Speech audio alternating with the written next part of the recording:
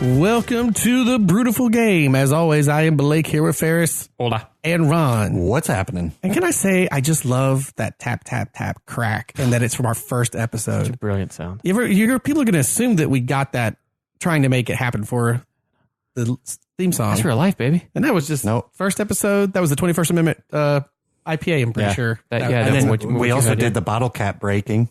We did that one because I think you, Ferris, you had a bottle. I had Pacifico. Yep. Sure. Which is live on the show. That's so great. Like that just made me happy. I don't know why that hit me with listening to the theme song just then, but I was like, that's cool, man. Speaking of tradition, it's World Cup time. 2019 FIFA Women's World Cup. Our brackets, mine ain't great. Mine's okay. I think I hold on, let me do a little quick check here. I'm pretty sure that Ron, our good friend to my left here, did the best. He only missed out of his picks the group stages 1, 2, 3, 4, 5, 6 incorrect in terms of where they place. I missed 8, and Blake, half the tournament. Your one side does not look good. I'm not going to lie to you here. You missed 9. So I just want to get that final. That's fine. Yeah, and we'll get up those. We were having a little bit of debate on however we did it for the 2018 World Cup. We kind of botched that up and we're all out of order. So, but we'll have what we picked. We'll get those up on our website. Yeah. Because I know we didn't pick it on the pod last week, but off the pod we went through and filled out the rest. And since we were up on the site picking what we thought would happen, I should also mention we talked about it real briefly, but our Fantasy Premier League tournament. Yeah. Ferris came on top if I just triple captained, I'd have been fine. If I should have dropped that card. Ferris came on top amongst the three of us, which is not great because we all didn't do that great this go around. Yeah. But Kim, and I came back. I think I ended in like 5th or 6th when we went over that. So, I was good till like week 22, 23, and then I got traveling and couldn't keep up. Listen, I was jet setting and I couldn't keep up with the fantasy. But Kim won again, which we did mention real briefly, but we need to get in touch with him and figure out what jersey he wants. There's no way it's going to happen to work out that Ron is in Japan again. You never know. And happens to do, during the World Cup, got the national kit and that was crazy. Yeah, that was crazy. But I am going back to Japan. We will reach out. But for this pod, obviously we're going to cover the World Cup, the Gold Cup. And then I love that your little headline you put down went, and the Copa. Yeah, and then guess what starts this week or next? The African Cup of Nations starts. So it's U.S. Open Cup started. Yeah, U.S. Open Cup started. Orlando won a game. I'll be damned. I know. Made it to the Group 16 or the knockout, right? But I don't know the Open Cup that well. We made it to the quarters. We played in the round of 16. Then we made it to the quarters. Yes. There. So but first, before we get there, Ron has some beer of the pod, and by golly, I want some. I have the cool Erdinger glass. I got you guys. So I stole your glass. That's cool, man. The from the World Cup in Russia last year. The big Russians glass with the. It's so great when you say that. Soccer. The Russians. You can tell he grew up watching a lot of old James Bond. Right. Exactly. Yeah. You're right. So my beer is themed with the World Cup. So we have not the Copa. Yeah, right. The U.S. Open. So we have. Wait. Isn't the U.S. Open the Lamar Hunt? Right, it's the Lamar Hunt trophy. U.S. If we had Open themed trophy, it to the U.S. Open, it'd have been Ferris's crappy Ohio beer and his potato chips. So it would. Damn right, it would have been. You are damn right. You guys realize that America, right there. Oh, that is such a brilliant. Oh, I want that. some Cons so bad right now. Right there. Cons potato chips. Just to make that clear. Yes, that's what they're called. Yes. Cons salt and vinegar flavored potato chips, which we actually still have We one. have a bag. And anyone care to guess what the expiration is? Ooh, is this gonna be a new? I don't know. Choose 2017. Ooh, no. 2025. November 28th, 2016. Oh, that sounds like a bet. Good year. Sounds like another bet We did expired beer for Bev, expired potato chips. And these were greasy and lardy anyway. Yeah, but they were good though. I won't lie. Greasy and lardy. They were not. They were they were. wonderful. No, but that's why they're filling. good. They're made with lard. Like that's They what were makes wonderful and filling. And lardy. Yeah. Anyway, so Moving along. we're taking this. Lardy. It's Jamie Vardy. Sorry, He likes the party. I had to see- Speaking of party, did you see who finally moved this past week? Mercy Sorry Yeah. is now at Juventus, and I sent you guys an awesome picture of he must have left the building because there was a cigarette. healthy ashtray with a cigarette in it. And a snifter of brandy. Yeah. And then I think it was Bleacher Report or somebody shared this hysterical, like side by side. One of him at Chelsea on the sidelines in his like PJs, looking all sad with his hat that he used to wear and the cigarette hanging out of his mouth. And then one of him getting off the plane in Italy, where he's in this like nice, like what really rich people wear on vacation, this like cuffed up long shirt, some nice like designer jeans that were kind of flowy, and some nice sandals, and this nice like Louis Vuitton bag on it, and it was like, this is a big change, but he needs it. Like it was something like that. It's like he broke up with a girl. Yep. Right. And so now he's Got like, a new haircut. I'm new gonna treat haircut. myself. That's exactly what it was. I'm gonna treat myself. So we're taking this month to celebrate all the kick-ass women that play soccer worldwide. So I thought it only fitting that we celebrate a woman who kicks ass in the craft beer side of life. Ooh, well played. Yeah. So this brewery we know and we like. It's very popular, but did not know that it was owned by a female. So just to rewind a little bit, I went to Total Wine and I started looking at all the beer, and I spent about, I don't know, an hour and a half in there trying to find one that's owned by a woman. There are not many that are owned by women. No, we have one here in Orlando, right, with Broken Strings? Yeah, or is it Black Cauldron? The Black Cauldron. It's Broken Strings and Black Cauldron. Black Cauldron is no more ish, and It's just Broken Strings right now. Yeah. So I don't know that the Cauldron is actually a thing anymore. Very true. I could be totally wrong, but yes, she was like a co-owner. So this one, again, a brewery we all know and love, New Belgium Brewing. Oh yeah. I did know that. Yeah, about the owner. I don't think I did know that. That's pretty cool. And it's a cool brewery too, in the sense that it's not. I mean, she's the founder, but technically it's owned. It's a co-op, right? It's owned by all the employees. Yes. And it's one of the ones now that is still technically a craft beer. It's not owned by any of the large. It is it's the fourth largest craft brewery in the U.S. And Kim Jordan is the co-founder and CEO of New Belgium Brewing. She and her husband built it together. Her ex-husband's name is Jeff Lebesh. They took out a second mortgage on their home in Fort Collins, Colorado, to start a craft brewery in their basement. Jeff was inspired by all the fruit and spice infused beers while he was in Belgium on a bike trip. So when he got home and they started their brewery, since he was so into Belgian beers, hence New Belgium. And like Fat Tire, the bike on it, that's like right. Yep. So she's pretty awesome. She has a huge, she was a social worker and very philanthropic, before they opened their brewery. And so she's continued that social work, into the brewery, along with, environmental responsibility and a sense of community. And there's a really cool story that you can check out, where she's being interviewed, and she talks about how the company went from being owned by the two of them to employee owned. And essentially she broke the news to all the employees that they were going to have a meeting because the brewery was being bought out.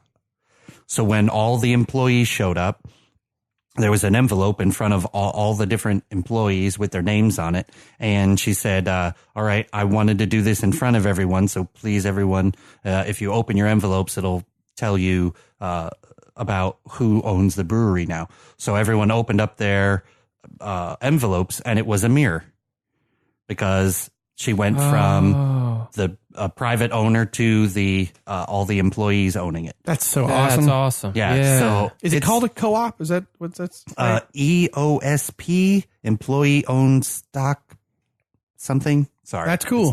It's not right in front of me. No. That's so awesome, man. How rad is that?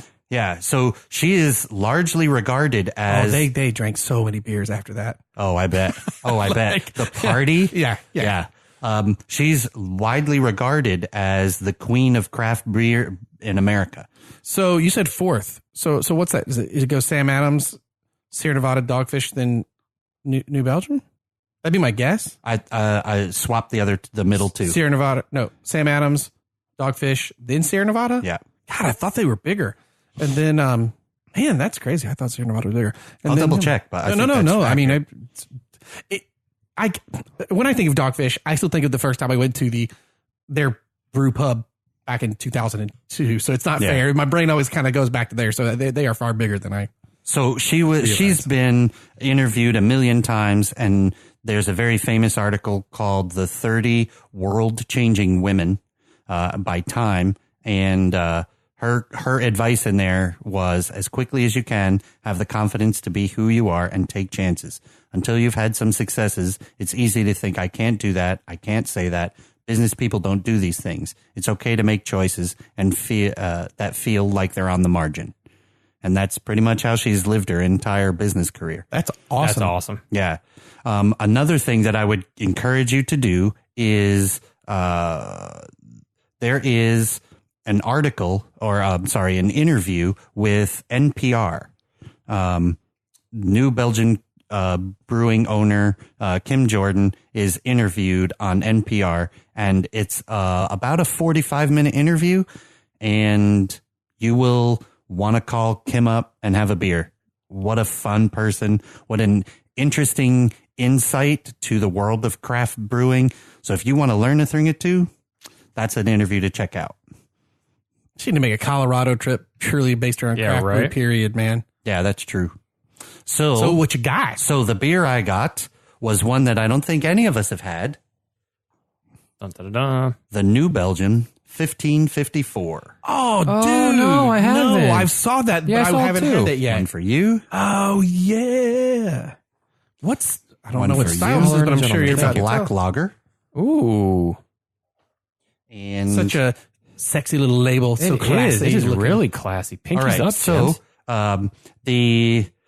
a surprisingly bright taste and a dry chocolate finish. One evocative of dark brews enjoyed in Belgian taverns Belgian taverns 500 years ago. Not a porter, not a stout. It's a 1554.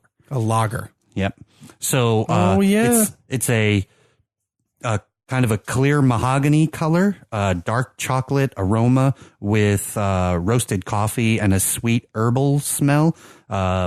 Maybe some peppery notes in there. The flavor is a moderate malt sweetness rounded out by a slight roasted bitterness, backed by lingering hints of fruit.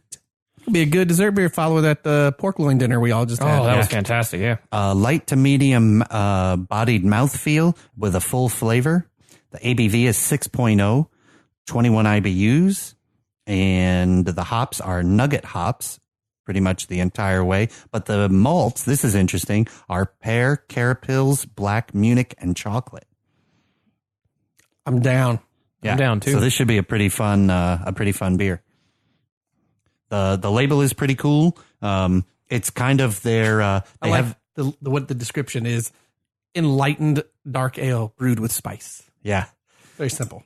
So so New Belgium has a Belgian collection, right? And so all of those labels are all white with the little, it's like a wine label. It makes you think of like a wine label, not. It's much more elegant. When someone says my family has a label, that's what I mean. Like that kind of Right. Yeah. Yeah. It's the family label. It's the family label. I like the little Belgian flag colors that are up top there. Yeah. That's cool. That's a good touch. I'm putting a picture of it right now up on our Instagram story. We doing this? We're going for it. All right. Oh, I'm excited to try this. Brilliant. I got one over here. I've seen this beer like, I don't know, 40, 50 times. And I just haven't tried it. Yeah, I saw it the other day too, and I was like, oh, man. And they have a couple of beers out now I have not had. They've been cranking out some new stuff lately, so I'm excited to try this. You just wanted to get bottles, so we didn't have to use the handle for the can again.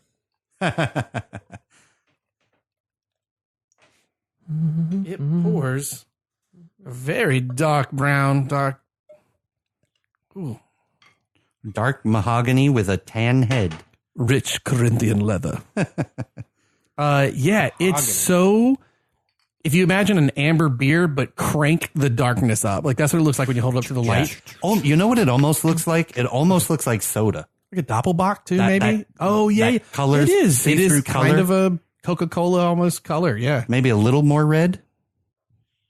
Oh, smells so good. Oh, You know what? This is going to sound. This is a compliment. It smells like homebrew. What I mean by that is the ingredients just smell fresh. Yeah. You know, like when you're. a slight estery note in there. Estery. Oh man, that's good. Oh, I can't wait. All right, gents. Shall we? So launch it, boys. Cheers.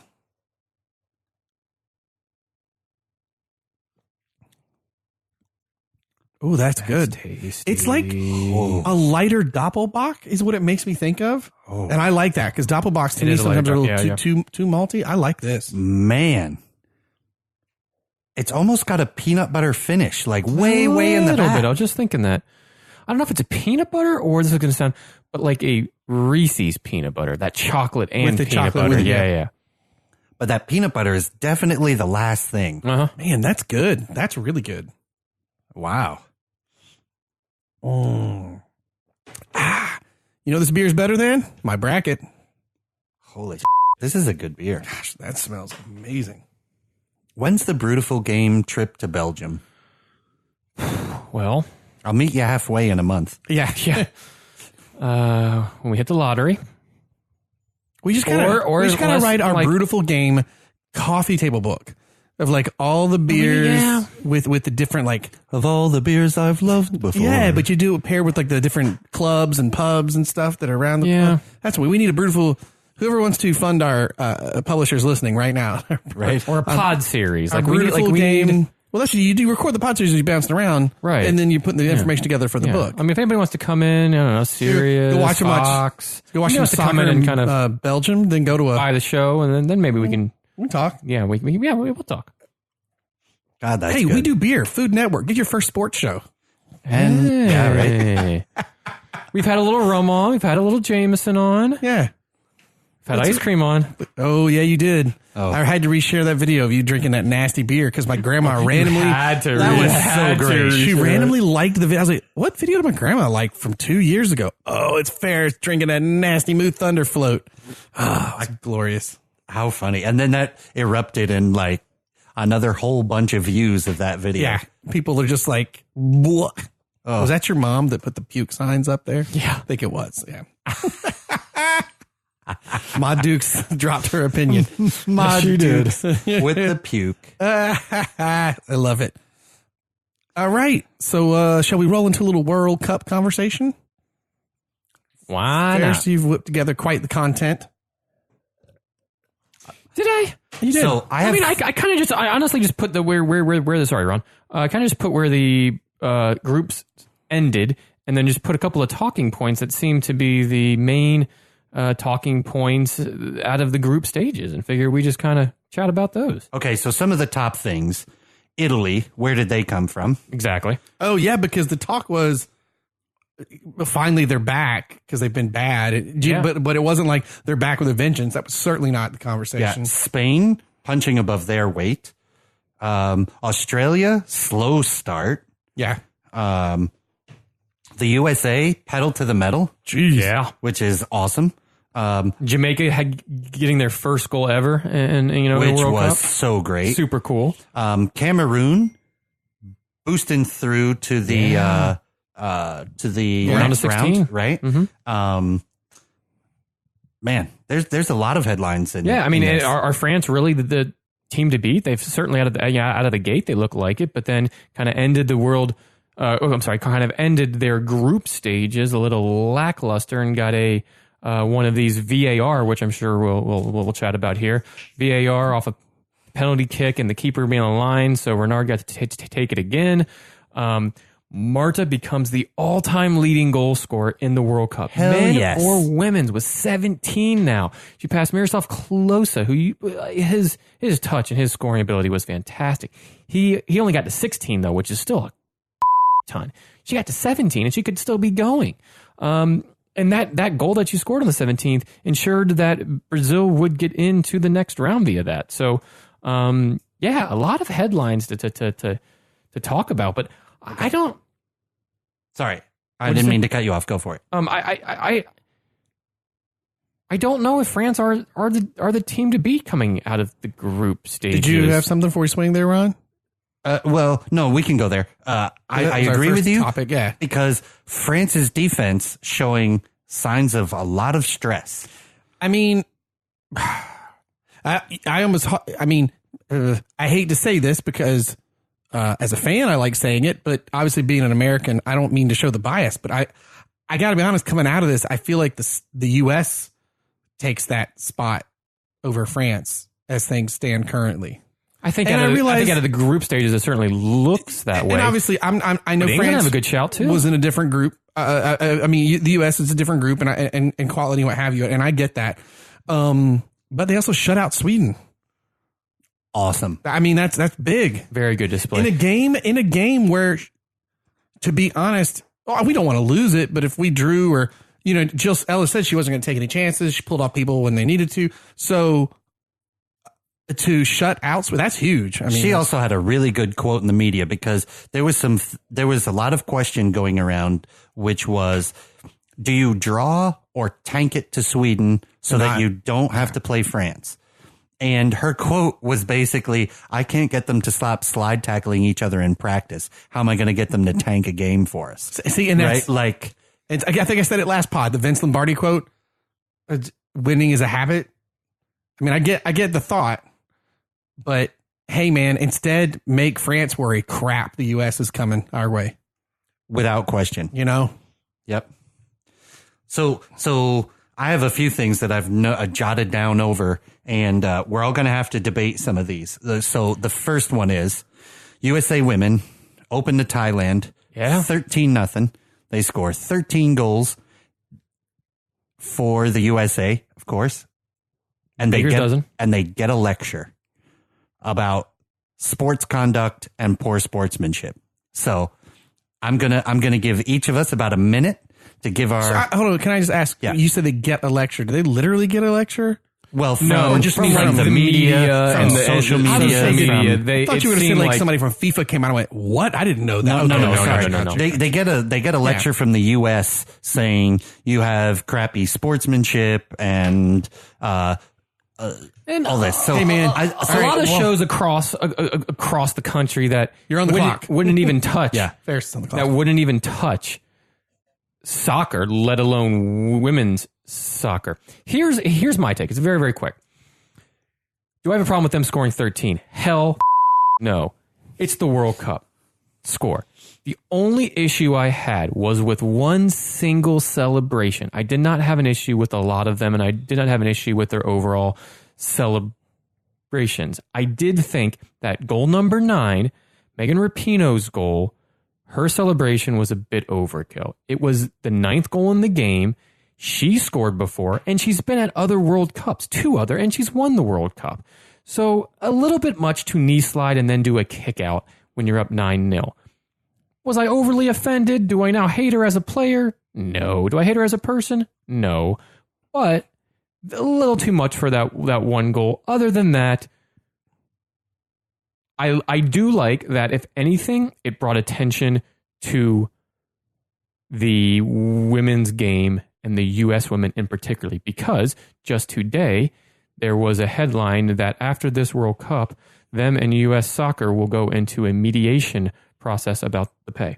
So that's actually a win for them. So I think this helped to push that. Can I have my minute now? Sure. That is all I'm going to say about it. Is I'll paraphrase a couple of interviews I saw with Alex Morgan. They are not here to just play for the World Cup. They are here to also play for all the women who play soccer worldwide and in the United States of America, the ones that will come after them. And that's what that was about. Let me go in. Let me destroy. There's nothing like, what was it, 6,320 days or whatever it was, ridiculous. How many goals the men have scored in the World Cup. And then in a day, the women get 13, right? Like, not only that, the attention they brought to the game in the U.S., I mean, I think we've all said that they've earned it. Like, they've done more for soccer. They have done more to help soccer growth in the U.S. by far than the men's national team has done in its recent history. Agreed. And I think that's, you know what I'm upset with? It wasn't 17. Like, keep scoring. Because that's what you're fighting for. That's awesome. Because it's more than just what's on the pitch. Now, from a pure technical side, everyone needs to shut up. It's tournament play. You have two not great teams in there. I mean, I don't mean to be disrespectful, but two teams not quite to the caliber. And you got U.S. and Sweden. There was a real reality. We could have been tied on points. Get all the goals you can. Which we were. It's group, right? We were. It's group play, baby. Get all the goals. So, that's. Cool. I will say this is my favorite thing about Twitter was the men's Gold Cup game. They were like, what? Someone asked one of the ESPN or something, what's the scoreline you like to see tonight to show that the men national team's coming together? And everybody put 13-0. So sorry. So I agree 100%. The women came out. The women came out to this entire World Cup with a chip on their shoulder to prove to U.S. soccer that they should be getting equal pay, or in my opinion, more pay than the men. Because 13-0 is the women scored 13 over Thailand. The men have not scored 13 goals tallied in the past 4 World Cups. They didn't even make the last one. So why do you have to remind us of that?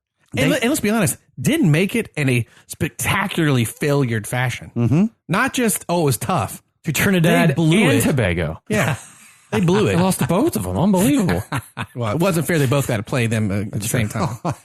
But I 100% agree that the women came out with equal pay on their minds. I think you're right, Blake. It's not just for the USA women. It's for the Canadian women. It's for the New Zealand women. It's for the Japan. game. It's for everywhere. And let's be honest, because of what how good America's gotten, we're looking at a tournament with teams better than they've been in many years. Correct. And the game's getting better across the world because of it. There were 4 teams that out of the 6 groups that all won all 3 of their games, but not by a lot. The USA game 13 was the only weird one. England won a couple 1-0, 2-1. France came out winning all 3. Germany came out winning all 3.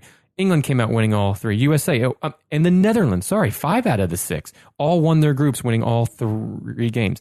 That doesn't always happen. That hasn't always happened.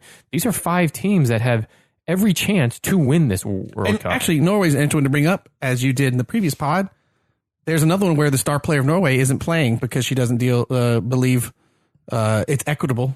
Right, in Norway. and they only lost one in the group stage, and that was to France. So yeah, without their star player. So yeah, the game. Well said by everyone, because I think that's 100% true, and I don't think there's any one of us that are going to sit here and put our noses up or look down on them for scoring 13 or celebrating when they scored goals in the World Cup or saying, "Oh, you shouldn't have done that," or "The men should have done that." I'm glad it was being talked about on a lot of the stations that wouldn't, not stations, but stations, TV shows, whatnot, that we usually wouldn't even touch soccer in general.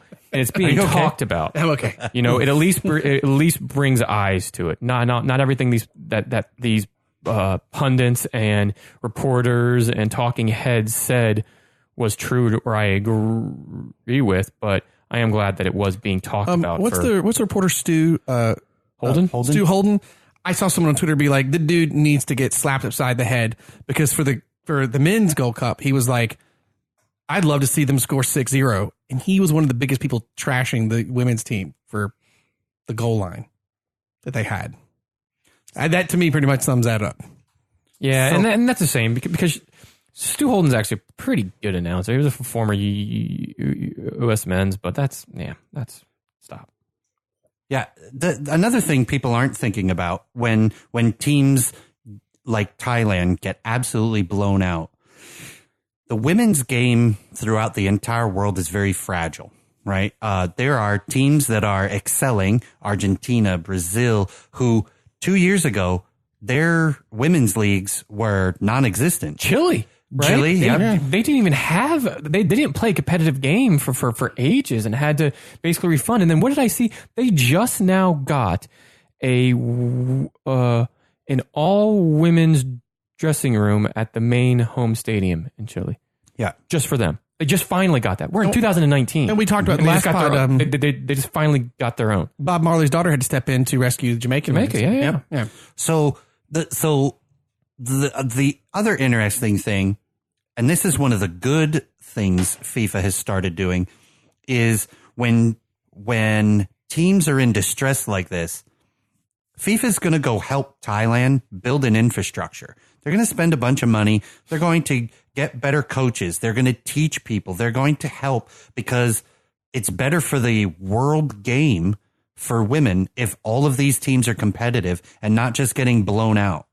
So there's going to be a bunch of money spent in Thailand over the next 4 years to help their teams get better.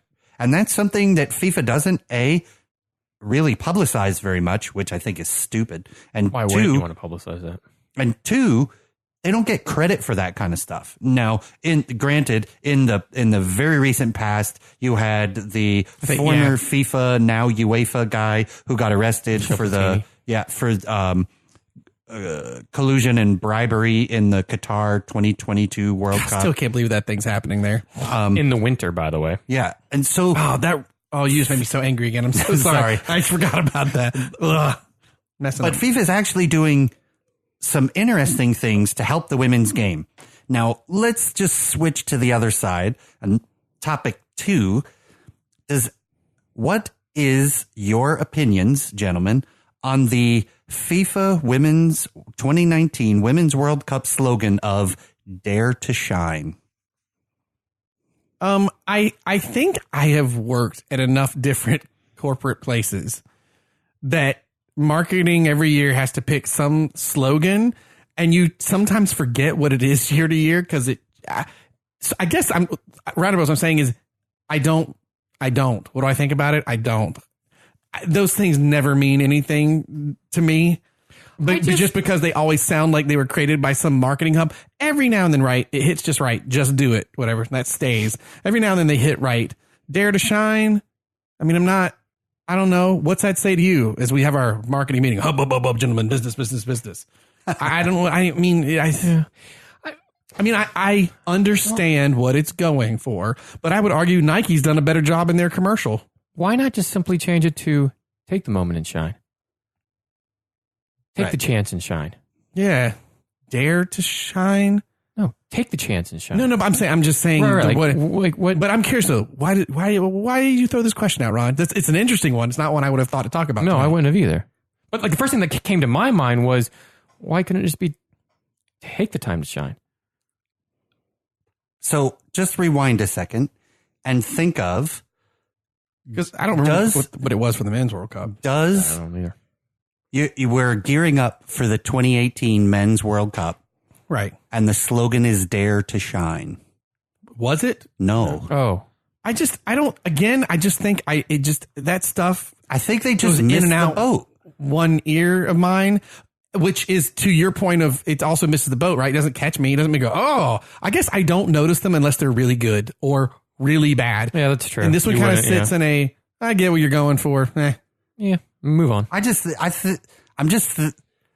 This whole like women's inequality of soccer in the world, it makes it smack so disingenuous. It's FIFA. That is true. Trying to make this, I mean, how do I even put this? I feel like it's disingenuous and it misses the boat when it could be lifting women up to make the game better across the world, which is ultimately FIFA's supposed goal. Is dare and to then shine? They say dare to shine? Does that mean like dare to shine because you won't have a lot of money, but just go for the chance anyway? Dare to shine because no one gives you the respect you deserve? And like double dog dare you to shine. It's such a nothing slogan because, I mean, at the end of the day, it's dreaming. I mean, they're usually all about dreaming or like, you know, the dream of the glory of the lifting the cup, yada, yada. I couldn't even tell you again. I didn't even know that was it. So 2018 I was going to ask, what was their slogan? Voters chose play with an open heart. FIFA chose together and with our whole hearts, we are following the dream. Smack, FIFA. Say that 5 times. The first one's better. It's shorter. We play with open hearts because the men's game was dealing with a bunch of racism that had occurred. It still deals with it. But it had been highlighted a lot. That's why none of us here. Yet it was in Russia. But what is dare to dream? But what is it? It's not saying anything. The only thing I can think of is it's kind of just saying dare to dream. You're going to be. But this is where I think like marketing things go through a ton of different meetings and stuff to where it means it's supposed to mean something to everyone. So then it means nothing. What's that old phrase? You know, where you try to please everyone, you please no one. Yeah. And that's kind of what it is. Although the one the people voted for, I liked. Right. Play with an open heart. Done. Simple. Done. May the force be with you. But that was for the men's, right? Yeah. 2018 men's. Was there a vote for the women? Was there a choice? I didn't see a vote for the women. Dare to vote for. They didn't ask us to vote. No, the hell they didn't. No, they certainly didn't. Let's see if I can find the. They didn't pick it because the vote that came in was smash the patriarchy. Right. Yeah, I'm just wondering if it's kind of. I mean, interesting. I wonder if topic, it's patronizing. Here's the thing. No, but yes. And what I mean by that is no one sat in the room coming up with it and approving it, thinking it's patronizing. That's the no part. The yes is patronizing because they didn't look at it and realize that. Does that make sense?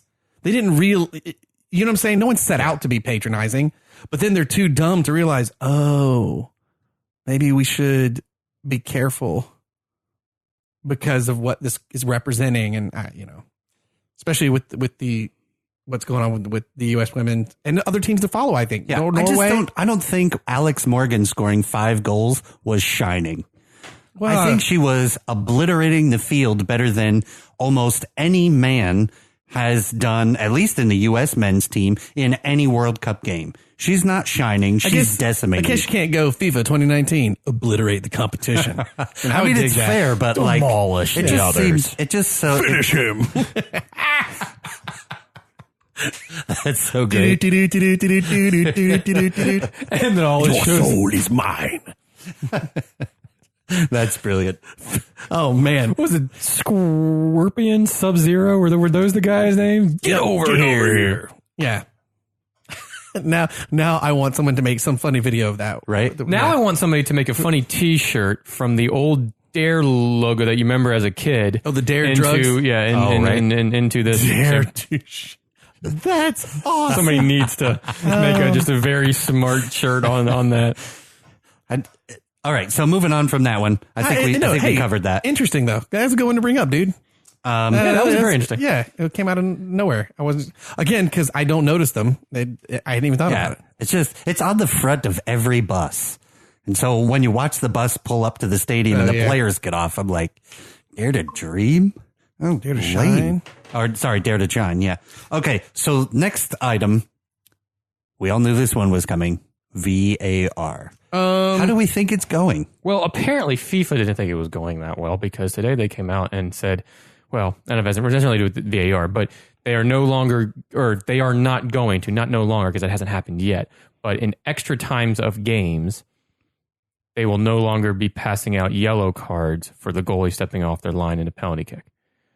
The reason they did that was because I think there's so much backlash on this VAR for penalty kicks and the goalie not having a foot on the line that they didn't want to go back and completely reverse it because there's already been goalies that have been yellow carded for that, but it hasn't been in the extra time of games yet. Correct. So now that we're hitting the group at round of 16 and there's more of a possibility of going to extra time, they came out and said, okay, so we're not changing necessarily that rule, but we will no longer be yellow carding. So what's for this rule? Which in fairness, it's always been a rule. No, I know. But with the advent of VAR, and maybe get rid of it, because I feel like you get if the ref catches you off the line with no VAR assist, you are probably pretty blatantly off the line.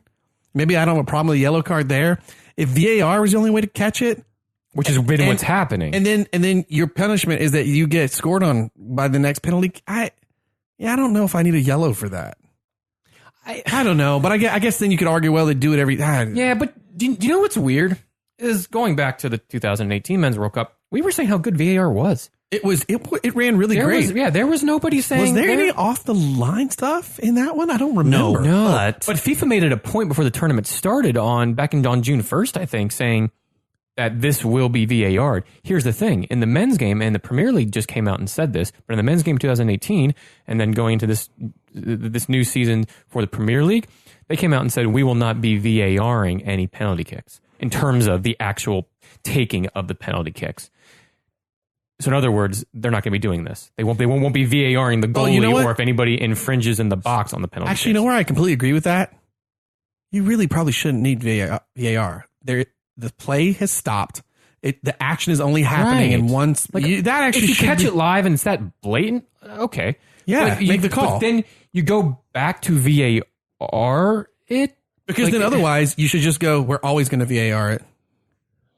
Do you know what I mean? Like the way the NFL always does a touchdown. But why is this tournament being so under the spotlight for VAR and everybody's so unhappy with it? I got this for you. Go ahead. So in the World Cup, there were more. In the Men's World Cup in 2018, there were more players playing in leagues that were either moving to or in VAR, like Bundesliga. So there was, I would argue, more of an awareness on keepers and everybody else's part. When you come to the World Cup for the women, they're playing in a ton of leagues that you probably aren't dealing with VAR yet.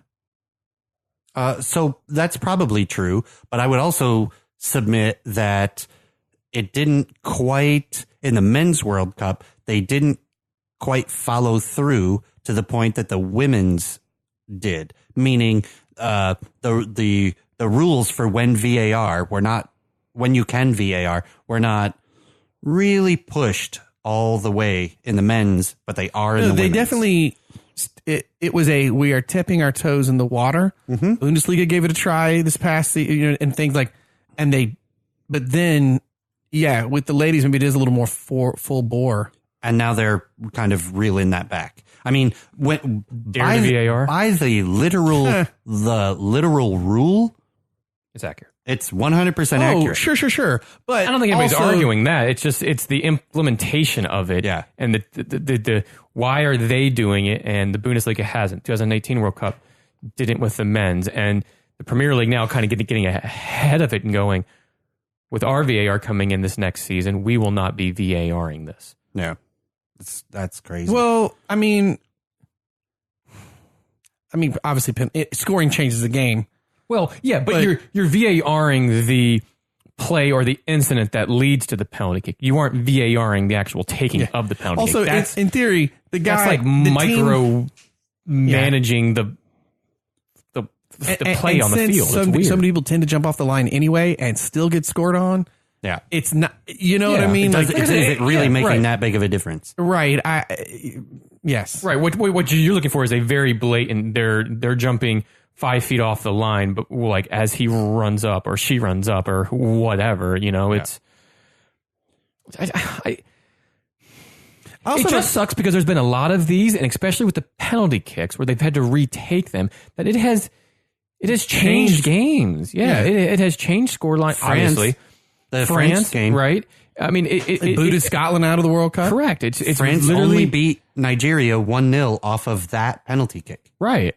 So it's coming at big time. It's not necessarily that there's an offsides that they have to go back, and that's the other thing. It's kind of weird. I think we were talking about this on Sunday, Ron. Are they letting every offsides through and then checking it? Yeah. So but they're letting them through a long way. They let the play happen, but what we shouldn't be doing, and what the refs shouldn't be doing, correct, is they shouldn't then be relying on the VAR. They should be trained, they should know the game, and they should make the calls as they see best. Regardless of, well, why let the play? Right now they're allowing it to play. Someone's going to get hurt because they'll be like, oh, well, the VAR will just see it. I don't now have to make a decision or put myself on the line. Now, if you remember, if VAR can just catch it 2 minutes after the fact. But if you think about it, this goes back actually to the American football, NFL. So no instant replay, then instant replay, and then they added to. If you remember, instant replay was so bad, the NFL got rid of instant replay and then slowly brought it back in. Yeah. Because it was to that point, it had become what's the ref even there for? You're just relying on this. And now it seems the NFL has a decent happy medium with it, you know? So unfortunately, this is growing pains. The next World Cup for the ladies and the men will be better for it. You know, next year for the Premier League, we're going to be having these conversations when it goes wonky, and it's going to take a couple years, but we will avoid things where... Well, and they're already going to avoid this type of thing, where it's like everybody has now seen it, and it's like, okay, now that we've seen it, we don't want that. Well, that's just it. Everybody gets a chance to learn from it. Bundesliga did a fabulous job. That's because FIFA dared to shine in VAR in this. They just had to teach the world a lesson. So the next shine on. Dare to Shine sounds like an 80s power ballad, right? Dare to shine. Walking through the street in the rain, carrying a rose. Oh, it fell on the ground. Dare to shine. I think that's what it's like. Love it. Yeah. Loved every bit of that. Just occurred. The lyrics were literally just what would happen in the video. Oh my God. You know what would be awesome is if one of these teams, like the US, did a power ballad, like 80s, like spoof video where they're wearing like the bandanas and the wigs. 2 million hits if we write that song. Oh my God, we would. Let's get Tony Sounds So Good on there. Yep. Do it. That's brilliant. Dare to shine. God, so let's keep singing, guys. The next item up for bids. Why does that ring in a bell? I don't know. Transformers 1986 soundtrack. Dare to be all you can. So, yep. Yeah. All right, it's gonna happen. We're gonna run this. This is amazing. Even Dare to be all you can would be better than Dare to Shine. That would be great. Dare don't do drugs would have been even better. Like you could have just kept that slogan going. Like. All right, so the Dare to shine. We got to write that. The next thing, which is Cheers to you. That's brilliant. I think Blake and I had too much fun with that. Ron's like, let's just move on. We're still going. The next thing, it hasn't happened yet that I've seen in the Women's World Cup, but is soccer-wide question. Ooh. Soccer-wide question. We kind of touched on this while we were at the drinking beers watching the game yesterday. You have a penalty kick. The player kicks the ball. Soccer in general, not the World Cup. I got you. Right? Yeah. Player kicks the ball. The goalkeeper saves the ball. Oh, yeah. Okay. The rebound is then scored. Right. Goal. We've seen that happen in Orlando. Kaká had a couple of those. Nanny had one or two. I am under the opinion that once the goalkeeper saves the PK, it's like a field goal. That's what you're saying. It's a blown dead ball. It's dead. Because you had your advantage as the team that needed, got the penalty. And if there's a rebound, you now have super advantage. Right. Now you have the rebound. So there's no reward for the keeper doing a good job. Here's my thought. And I kind of said this at the bar. I will agree with you, but I think I need to see stats. Like I don't know if you told me 70% of saved goals are rebounded and then people score. I guess I would need to know, because most of the time I see saves, it tends to be, punched out to the side or smacked out to the side one way or just over the goal, right? Saved. Saved. So I don't know how often that happens. Like, is it do you know what I'm saying? Like, if what there's difference does it make how often it happens? Well, if there's 10 saves and it only happens once, then I don't know, dude. Hold on to the ball. The situation's the same. Your team's already committed a foul to give yourselves a penalty. But the goalkeeper scored. You had your advantage. Or the goalkeeper saved, you mean? I'm sorry. Yeah. Sorry. My bad. Yeah. The goalkeeper saved it. You had your advantage. I think it's just a problem. I would have to know how bad the problem is. I don't know if there's a stat. I don't know if that exists a stat. We should ask. I'm trying to find something like some sort of stat on it right now. I don't know. I'm with you. That it is it's awesome when it works in your favor. Because other than that, but if let's say the stat is that 72% of all the blocked goals get rebounded in, what's the point?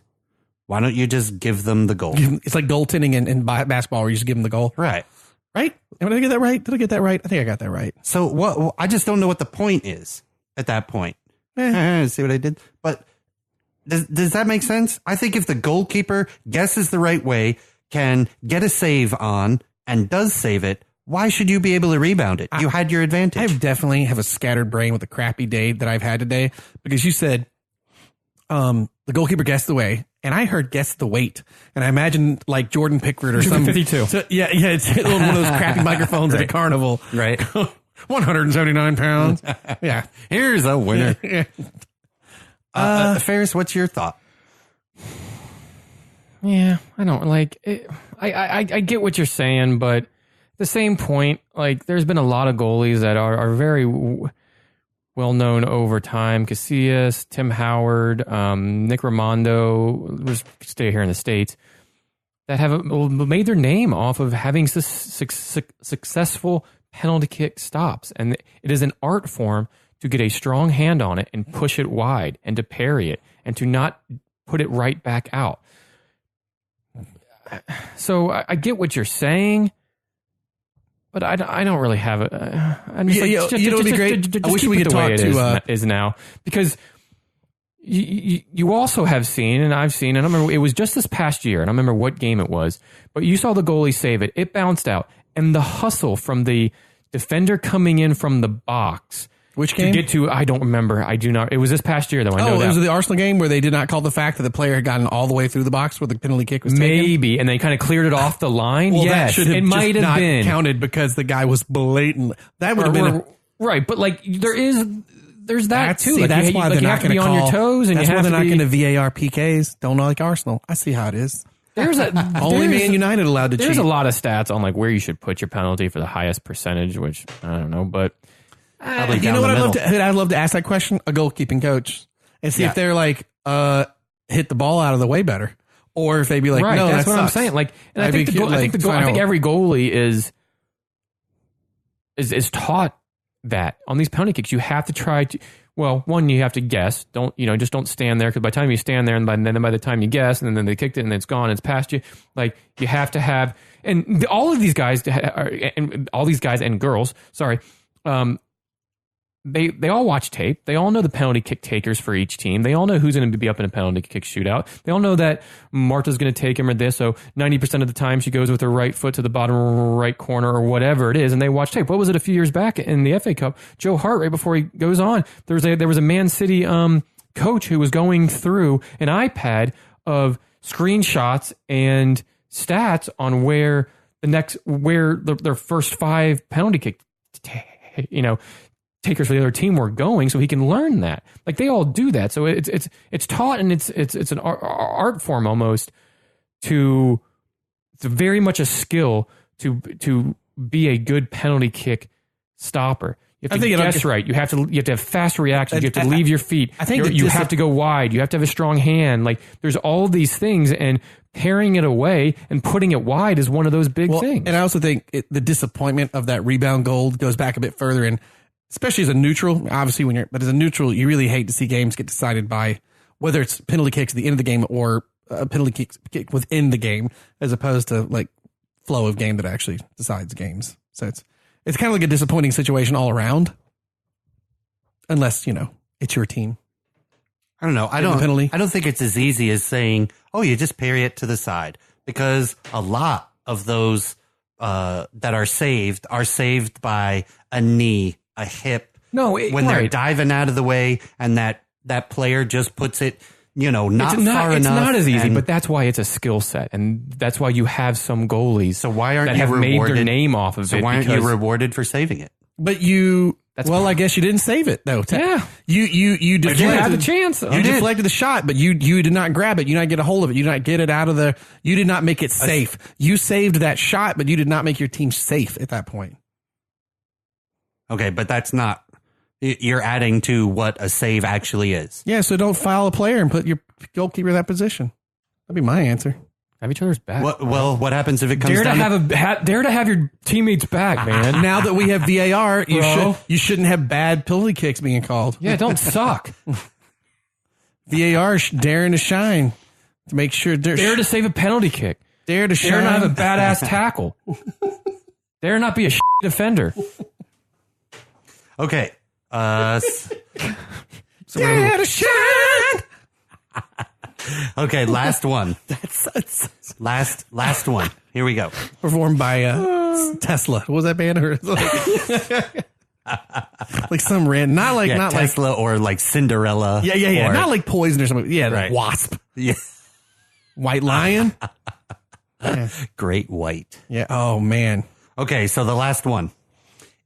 This tournament has brought this to my attention a lot over almost any other tournament. The defense first a question.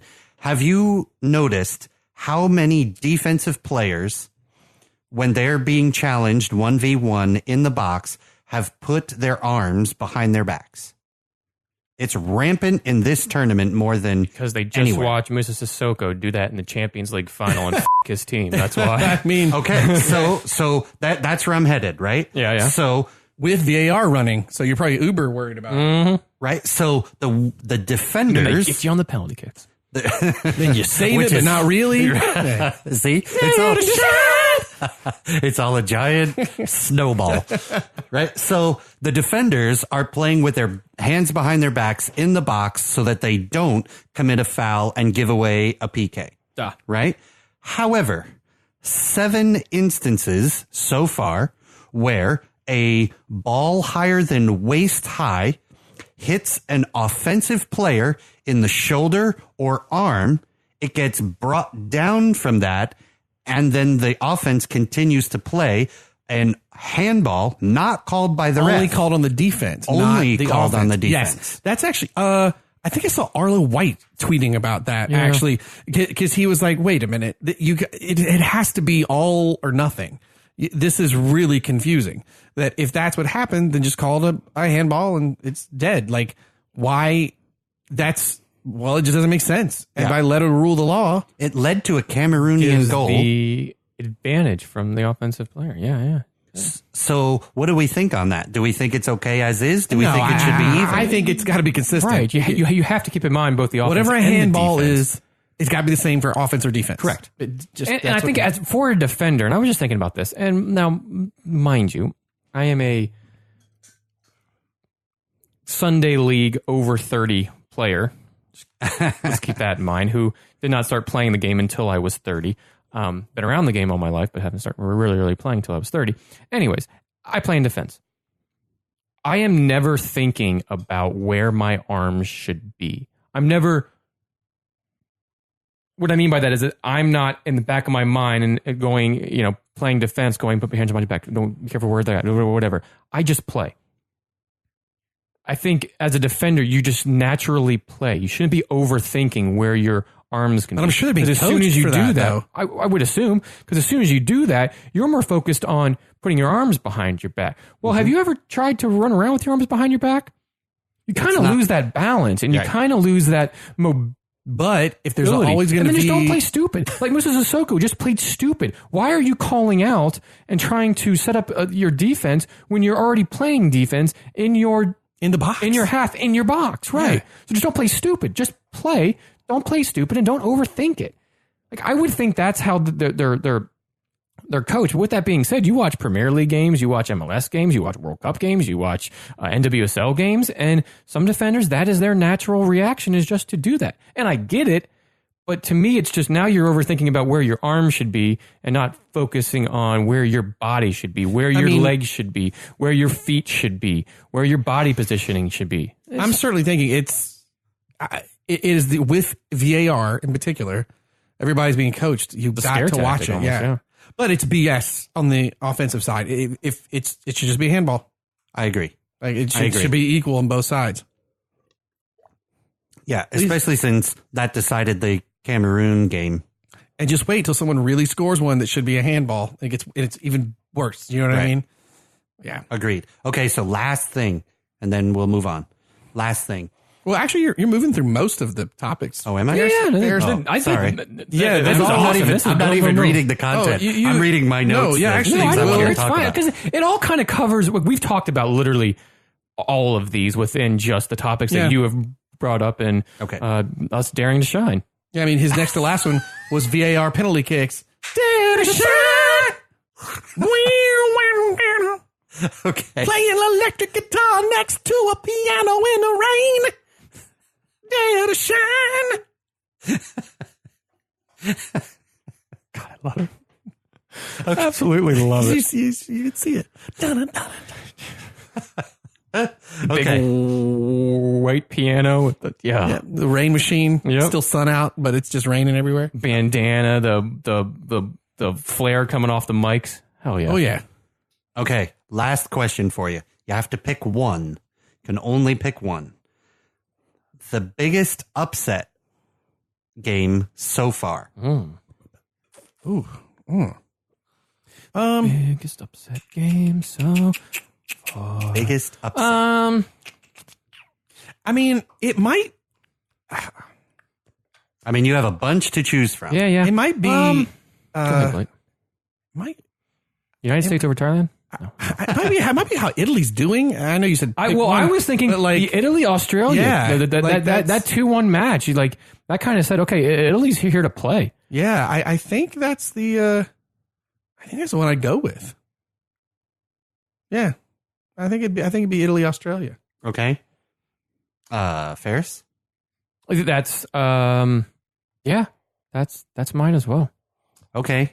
Mine is going to be the biggest upset, which is a come from behind game. Scotland, Argentina. That 3-3, I was thinking that too. Yeah. 3-3 draw. Scotland goes up 3-0 and then tanks 3 unanswered goals. Argentina. I guess for me, an upset though, is it that they were up 3 and it's an upset, or I think of upsets before the game even starts. Like you weren't expecting that team. Yeah. They weren't the favorites going into, like the clear favorite going into that game. Right. Well, was Scotland a clear favorite going into that game? I don't know. Because our Argentina's not that. Argentina's they're not that good at men's either. If we go over to the Scotland isn't Copa, a super strong team. No, and I think with I don't know if Australia was so well favored over Italy, but Italy was this team that hadn't been in a tournament in forever. In Australia, they have some big names like Sam Kerr and Alana Kennedy, and you know, for Italy to take win the group. Yeah, that's crazy. I certainly don't think that. And on the first match day for them, it was kind of saying Italy's coming out to play. But no, I agree. On the last match day with Argentina and Scotland, I can see that. That's giving up 3 goals, and then by giving those up, you now no longer advance. Sucks VAR decided that one, but you still allowed those unanswered goals. So it's crazy. What a great game cup it's been so far. Oh yeah, and to kind of go through where we stand now. Yeah, because I think we covered your content really too with this. Yeah. Absolutely. Group A finished with France on top on 9 points and Norway in second on 6 points. Also out of this group, the third place team did advance, and that was Nigeria. They are one of 4 third place teams advancing. They won 1 game, lost 2, 3 points, and the only team that did not advance in this group was the team placed in 4th, South Korea, on 0 points. 0 goals. 0 wins, 3 losses, -7. Ugh. That's leads us to Group B. That's Germany, Spain, China, and South Africa. Germany takes this one handily on 9 points. What? We'll start out. Come back to Blake. Okay. Spain takes second on 4 points. They this was a tough group of kind of mediocre teams. right? Spain wins 1, draws 1, loses 1. Goal differential of just 1. China comes in third on 4 points. And only difference is goal differential. They win, draw, and lose 1 game. South Africa going home, 0 points, -7 goal differential. So I picked Germany. That was one of my big ones to get knocked out in the knockout stages. Directly after group, right? Correct. I don't think I have the worst prediction because I know they took this group, but Germany does not have been firing on all cylinders. No, they do not have the machine together like they usually do. A German machine. And they definitely look beatable. I mean, that opening game against China, 1-0 only. They were struggling. And they're not in a hard group either. No, and China was throwing it at them, man. Like that was so. I'm still feel pretty good about my prediction. Sorry, that was my little put a star in it. Oh, no worries. Yeah, but that's. I don't feel too bad about that prediction. Still, I think Germany's got to come together here. Now, what did my iPad just did something weird. There we go. So that brings us over to Group C. So that, as we were talking about, that is Italy on top, 6 points. Australia second with 6 points. Brazil third with 6 points. Jamaica was 0 points, -11 goal differential, but scored their first goal, which was very fun. Awesome to get them in here. The goal differential pretty close between these teams as well. 5 with Italy, and then Australia and Brazil with 3 apiece. Brazil also moves on. Is one of the teams in third place. Correct. So the first 3 groups, the third place teams all advance. Moves us on to Group D. England tops the group, 3 wins, +4, 9 points. Scrappy wins. Phil Neville has this team playing. They are all players on this team. They're rotating through the squad very, very well. And it's just some very solid play from the Lionesses. Just awesome. Japan come out second in this group, 1-1-1, -1 on goal difference with 4 points. And then Argentina in third, Scotland in fourth. Pretty even, 1 with a -1, 1 with a -2, 2 points and 1 point respectively. And neither advance is that third place team. Japan surprisingly on the back foot most of their matches. Yeah. Yep. That brings us over to the Group E: Netherlands, Canada, Cameroon, New Zealand.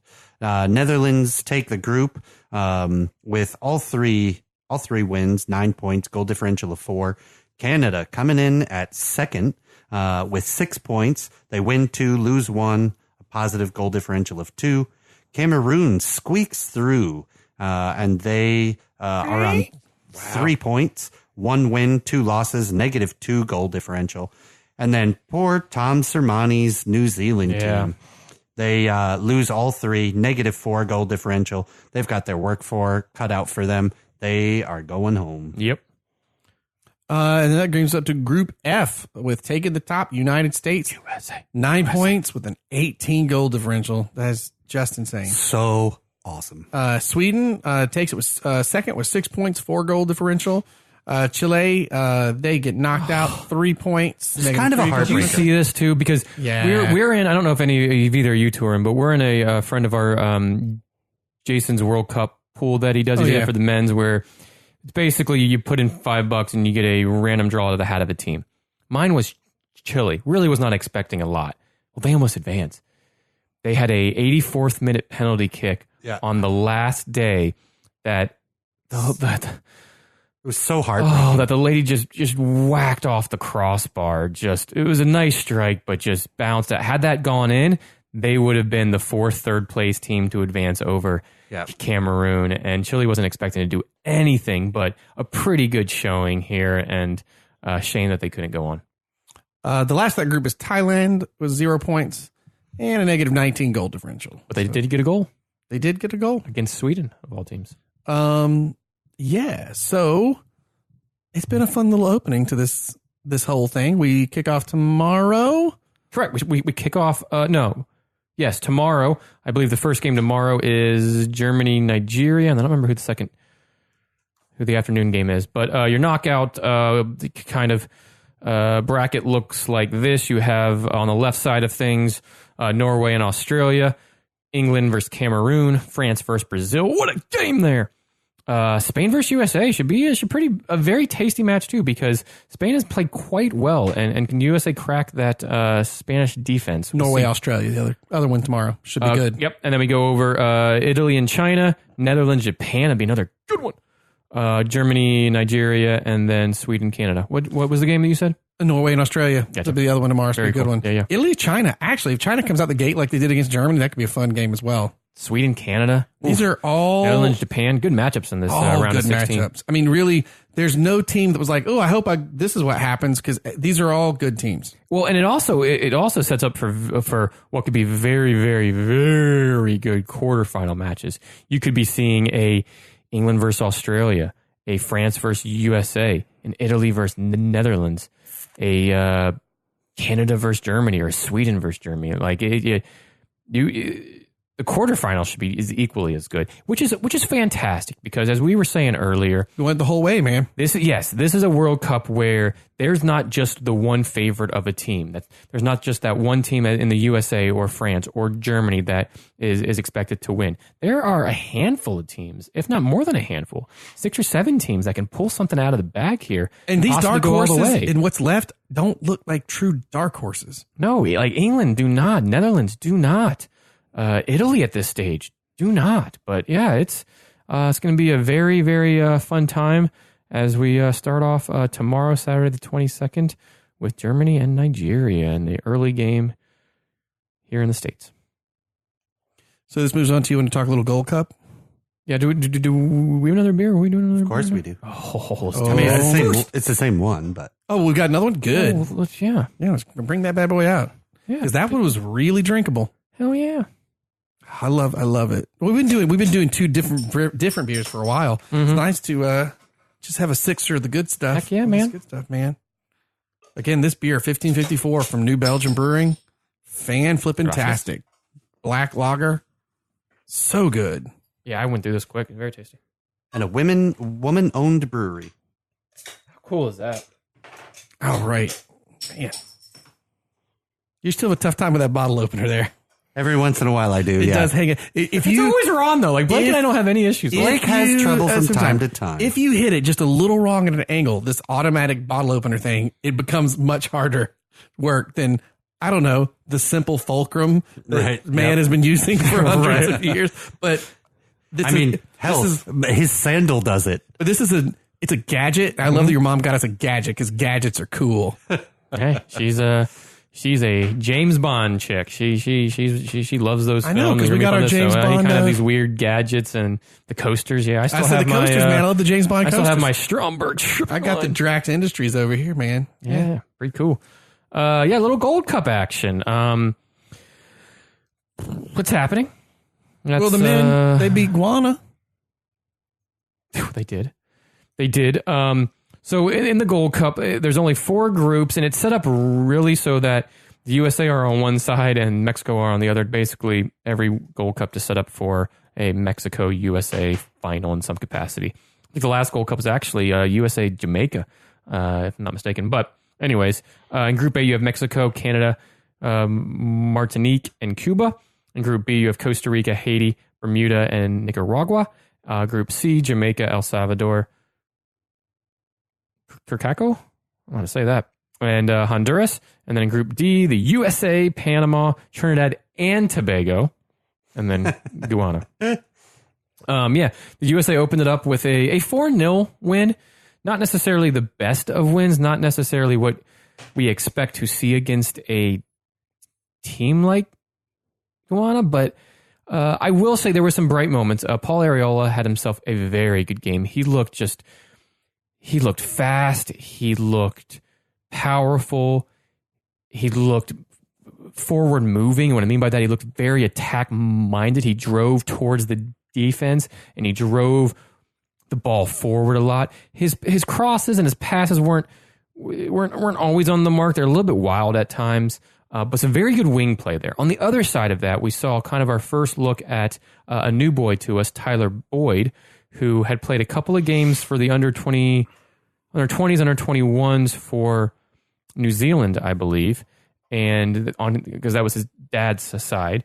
His mother's side is the USA, and made that full-time switch and is now a full-time USSA player. He plays his club games over in Turkey, which he did very well for that team. He scored like 6 or 7 goals in like 12 games, and he had a brace in this game.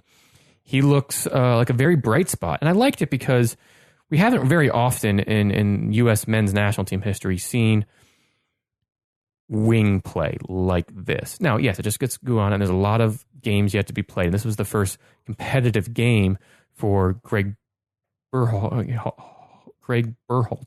but Berhalter out, Josie in. Oh my God, it's first competitive game. But we saw very good wing play by these two that created chances, and they were the ones that really made these goals. Do you think it's because of the addition of Sebastian Lletget? Well, he didn't play in this game, I don't believe, did he? No, but the mentality now is that we have such better wing players. Yes. I also think to a degree Landon Donovan helped with that in his time. Played a striker and a center forward, but he wasn't a straight down the center type of player. He came in kind of cutting in on the sides.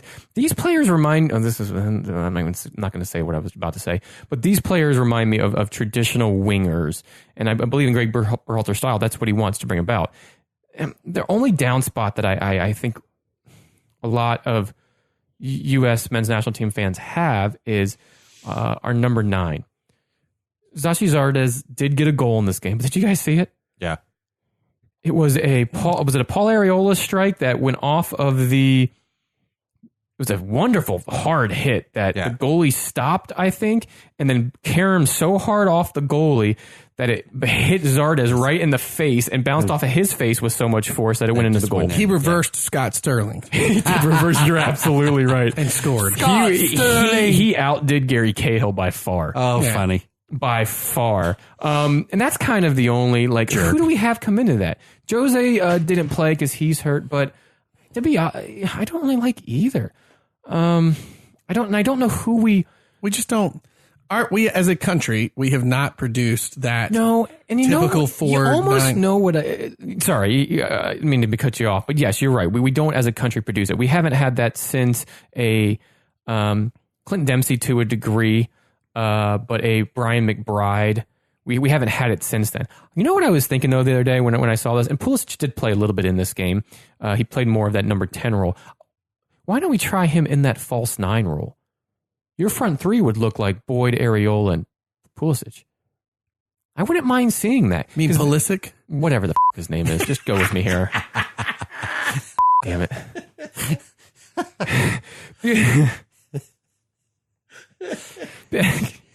You just do more work than you need to. That's all. I do something. I don't really know what I do. I just go with it, and I know I'm going to get it wrong, so I just continue on. You did get the Pulisic jersey, right? Maybe that's what you guys will get me for the fantasy league. A Chelsea Pulisic jersey? No, God, I hate you.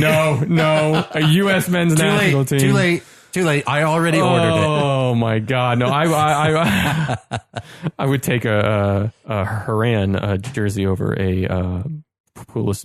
What's his name? Christian frickin' P jersey. Okay. I will say though.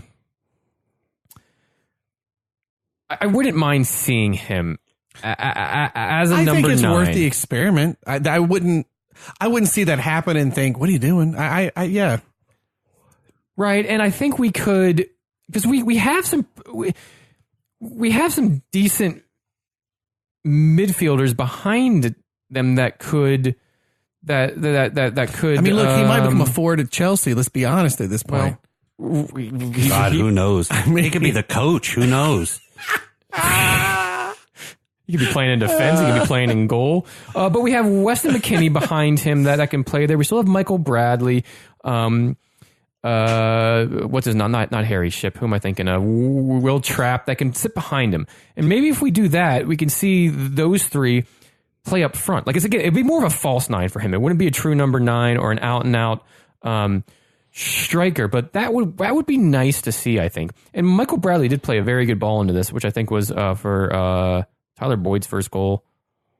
think it was for Tyler Boyd's first goal. Maybe it was Paul Ariel's first goal. I don't remember. But he played a very good ball over the top. So I get it. A lot of fans aren't fans of Bradley. But if we play him in that number 6 role with Weston McKennie and Will Trapp playing in front of him, I think it can be effective. I just don't think Zardes or Altidore is doing it for the U.S. men. I think we got to change it up just a little bit. Yeah. And also it'll be interesting to see how this team holds up against a very staunch defensive team. I love that word, staunch. It's a quality word. It is a quality word. It almost sounds like an onomatopoeia in a weird way. Well, when we come up with our 80s, dare to shine, that would be the name of one of the songs. Dare to Shine, by the band Staunch Defender. Love it. Even better. You took my yes. Brilliant. Yes.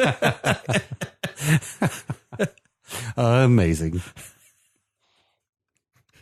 So great. Brilliant. Love this. Staunch Defender playing at the Meadowlands. Play the Meadowlands. Dare to shine. Yeah, that's happening. But all in all, 4-0. Good. We'll take it. We'll move on. Should have been more. The defense looked a little bit shaky. I really don't like Tim Ream in this defense. Here's the problem with the men's national team, this new coach. As a fan, not even like someone casual trying to get them into the men's national team, I don't care about that result being a win until I see some consistency. Because if that's a win against Mexico, then we might be having a little bit of a talk on something. It's just the frustrating thing about being a U.S. men's national team fan has been whether it was Jurgen Klinsmann with a crazy different lineup every time. Consistency has just not been part of the group. So if this can carry on and they can play well, have some continued good winger play for, 4 matches, 5 matches, I'll start to feel something. Right now, it's kind of like your marketing slogan. I'm like, I can't emotionally get attached to that win yet. Right. Yeah. We have a long road to hoe. Right. And in fairness, we don't have the hardest group by any, but for the Gold Cup, I guess we kind of do. We have Trinidad and Tobago next. That's tomorrow evening, Saturday the 22nd at 8 p.m. Eastern time. And then we have Panama after that. Trinidad and Tobago knocked us out in the qualifying of 2018 World Cup. And Panama have always kind of been a thorn in our side. I think, didn't we see Panama here? Didn't we see them play a friendly game against Panama? Yes. Yep. No. Was that a World Cup qualifier? It was. Because we got to see the team. It was. And it was. Because we saw it. It was a victory. We thought, we're going to the World Cup, baby. Yeah. And then the next two, Because Altidore had 2, or did Pulisic have 2? Ariola had a phenomenal game. At least had a assist. He didn't have a goal. Yeah, he had a goal and assist. I don't remember who scored. But yeah, I just need to see some consistency. That's all. Yeah, and that's going to be what this Gold Cup's about. I think it is. It's can we gain some momentum? Does Greg Berhalter kind of stick with a consistent team? And do we have consistency from game to game? And does that consistency get us to the Gold Cup final? Does it get us to win the Gold Cup again? Those will be things that as a U.S. men's national team fan, you're interested to see how the rest of this tournament plays out. There's a lot of goodwill that's kind of be built back up leading into the next, but they've got to qualify for the next World Cup. If they don't, that will hurt soccer in America so bad. I still feel like the U.S. men's national team is constantly on eggshells. We're never consistent. We constantly get out coached. I think that's one of the things that drives me the most crazy is, we have all these quote unquote brilliant soccer minds here in the US and man, we just get outplayed so many times. So yeah, it's a little frustrating being a US men's national team fan right now. And I agree with Ferris. This tournament is really going to test the mettle to see if we have what it takes to, kind of keep a coach. Well, and the cliche, hang with the big boys, which the Gold Cup is not the big boys. No, we're not but at least that. If we were to win this, we could at least have some momentum confidence, some momentum going into bigger tournaments than. Yeah. Which, unfortunately, our next biggest one I think is going to be the World Cup. But I don't think we need to look that far. What we need to look at is what we're doing right now, and then, yes, to the World Cup, but how we get there more importantly. Do we win? Do we set ourselves up? Do we squeak in or do we... Correct. Yeah. Do we not leave it to the last day when we're in Trinidad and Tobago and having to play? Keep our fate in our own hands. Correct. That's what we need to see. But I will say I do like a lot of the young talent in this. Weston McKennie, for sure. It's a shame that Josh Sargent and some others were hurt. Who did we see injured here? That was Tyler Adams. Got injured.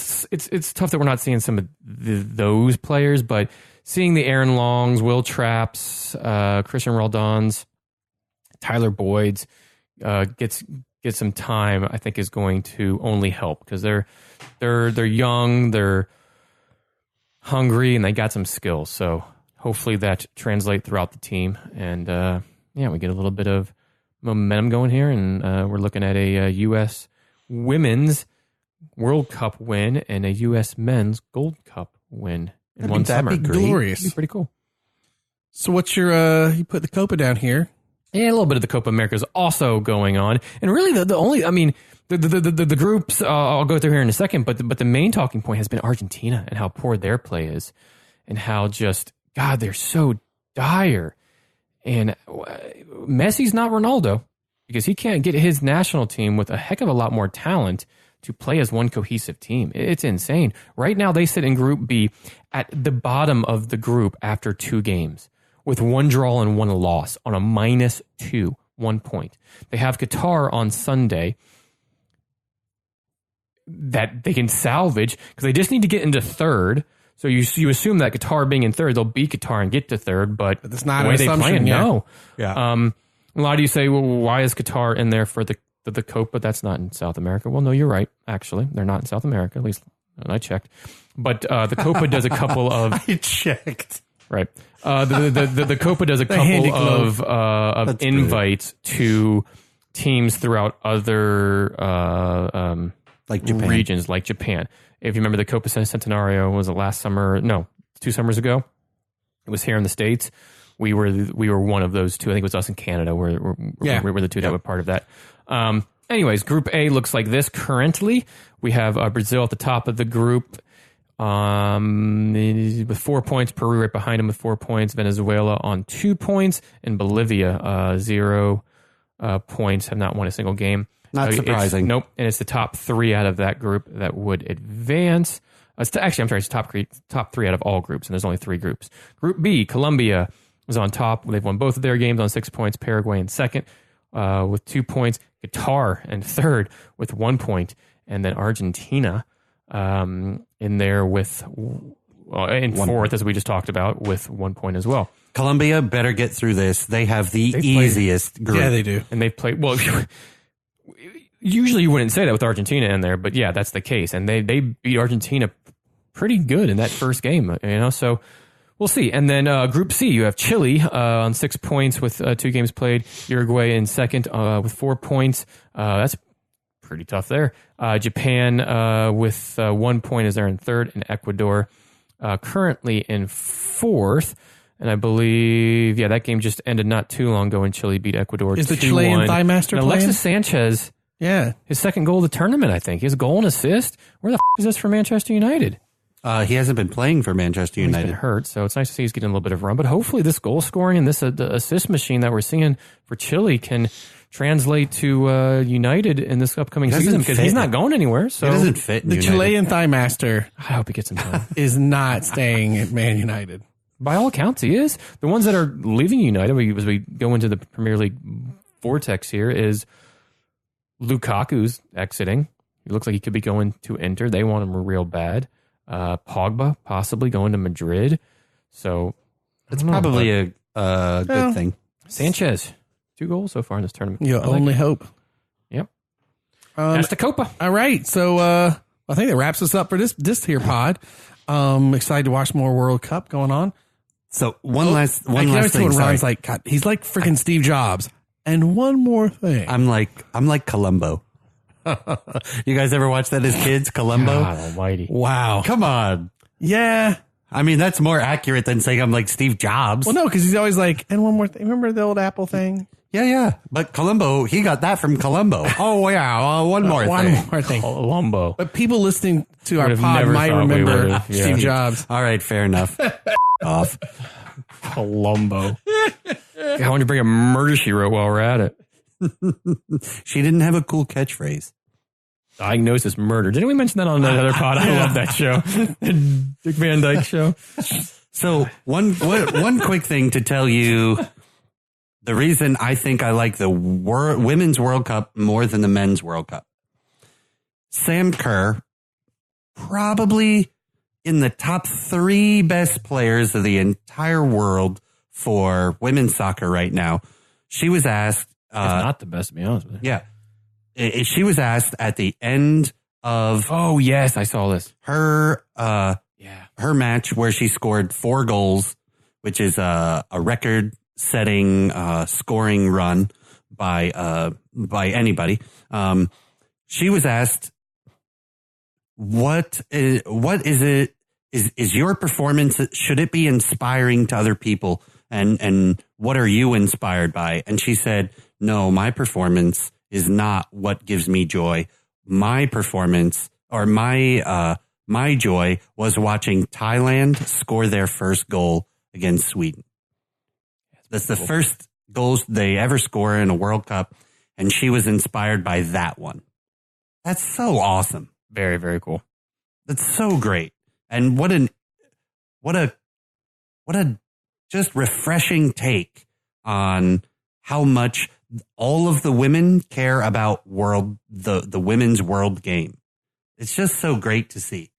And, you know, I've always been a bigger fan of women's soccer than men's. I mean, look at Kelly O'Hara gets a bloody nose in this match against Sweden. Awesome. She shoves the cotton up her nose and goes right back out. Boom.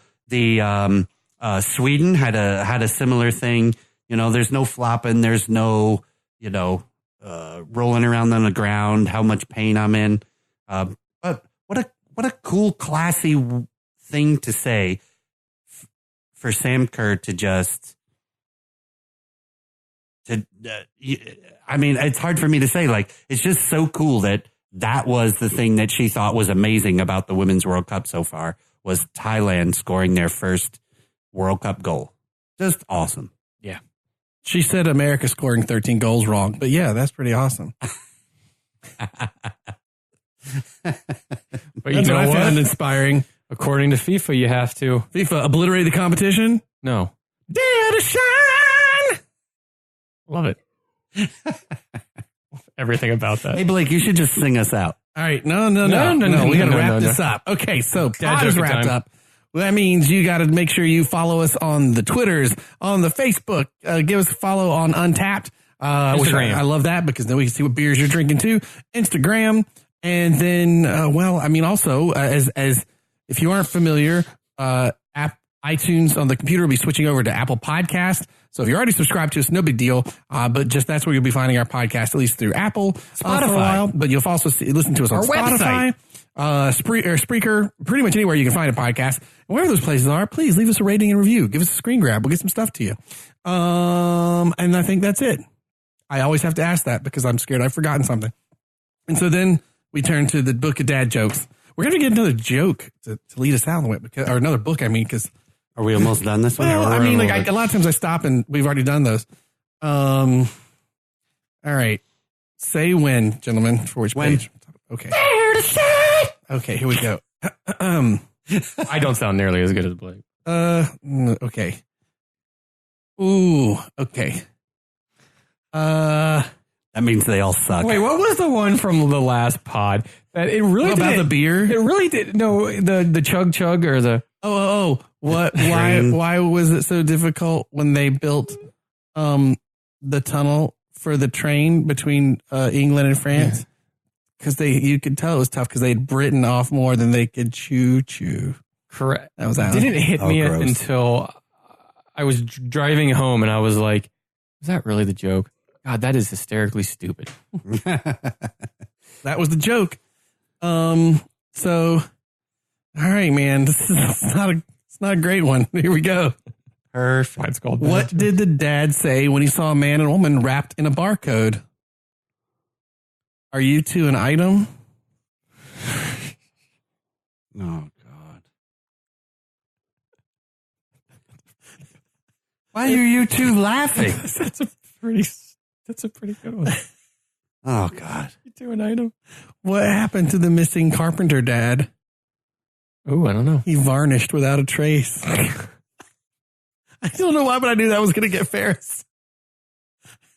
You two an item? There you Varnished without a trace. There you go, gents. Love the beer, cherish the game. The Brewtiful Game. We're varnishing out of here.